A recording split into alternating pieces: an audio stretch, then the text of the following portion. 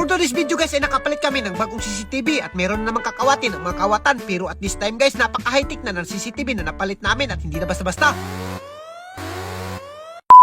Ngayong araw guys ay pupunta nga pala kami sa floating cottage namin para magtaon ng CCTV at tingnan nyo yung reaksyon ng anak namin guys. Gusto niya na talagang sumama pero binabawalan namin dahil napakakusog ng uwan at medyo tumataligsik, makailantan siya. At dito inandar na nga ni Ivy yung CCTV na napalit namin, pinakabag-o to at pinaka-high-tech na CCTV. Panoorin nyo to hanggang dulo guys, pinakabag-tech to at hindi basta-basta dahil high-tech to na CCTV at meron na naman sigurong kakawatin ng mga kawatan. At dito nakaabot na kami sa floating cottage namin at kung nakikita yung floating cottage namin guys, napakaaliwalas at napakalimpyo pa dahil talagang nilimpyuhan namin to ng maigi para mas maganda tingnan. At as you can see naman guys, pati yung panahon napakaganda rin. At dito sinit up na kaagad namin yung CCTV na napalit namin, bagong-bago to, bagong-bagong kakawatin ng mga kawatan. Iwan ko na lang kung kakawatin pa nila to dahil napaka-high-tech to. Tingnan nyo itong hanggang dulo guys pag na-install na namin. At ito guys, itong CCTV na to, dual camera yan at merong sensor yan at tumutunog talaga doon sa cellphone namin kapag talagang nakita niya na may kawatan at may pumasok sa aming talagang CCTV at may pumasok dito sa aming floating cottage. At sa puntong ito, sinit up ko na kaagad kung saan maganda tingnan at saan magandang pwesto ibutang itong aming CCTV.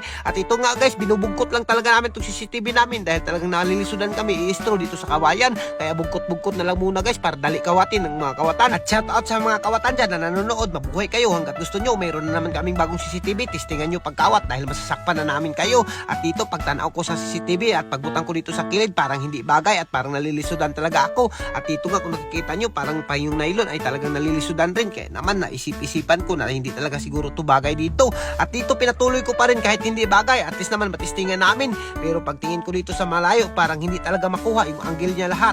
At kaya naman napagdesisyonahan namin yung CCTV na to ibalhin. At sabi ni Ivy, babalhin niya daw at siya yung magtataod. At doon niya sa taas ibubutang yung aming CCTV para maklaro talaga lahat at mas gumana yung sensor niya. At dito si Ivy na yung nagtaod guys, pinasagdan ko lang. At medyo lamang-lamang rin tayo guys kapag medyo nagmamarunong itong asawa natin at medyo magaling kumatkat. Kaya naman hindi tayo magagansi dito at siya na yung magpaalig-alig na magsaka ng CCTV dito. Sabi ko sa kanya, testingan mo kung gagana ba. Dahil kung hindi, pupuspos ko yung CCTV na yan kapag hindi mo napagana ng maayos yan at hindi mo na sit up ng maayos. At as you can see naman guys, talagang nalilibog na siya kung paano niya itataod. Pero ako guys, chill-chill lang ako dito dahil napakaganda talaga dito sa floating cottage magtambay. Lalo na kapag hapon guys, ay naku, masisilayan mo talaga yung napakagandang view ng dagat at marirelax ka talaga. At dito si Ivy, nagkamamo na nga siya sa pagtaod ng CCTV. Hindi na alam kung anong gagawin niya at malapit na siyang madabas dito. Buti na lang napakagaling niya humawid. At dito naisipan niya na dito na lang daw niya ibugkot sa pikas na kawayan. Sabi ko sa kanya, testingan mo dahil nagpalig-alig ka naman para masusi yung gara mo kung gagana ba tong CCTV na to. At dito guys, medyo okay naman yung pagkataod niya at nakuha naman lahat dito sa lamisa. At ang kagandahan lang ay hindi talaga maabot tong CCTV at kapag kumatkat sila, wala sila ibang kakatkatan kundi dyan makikita talaga sila at talaga hindi na nila makakawat at gumagana pa yung sensor nito guys, panoorin nyo.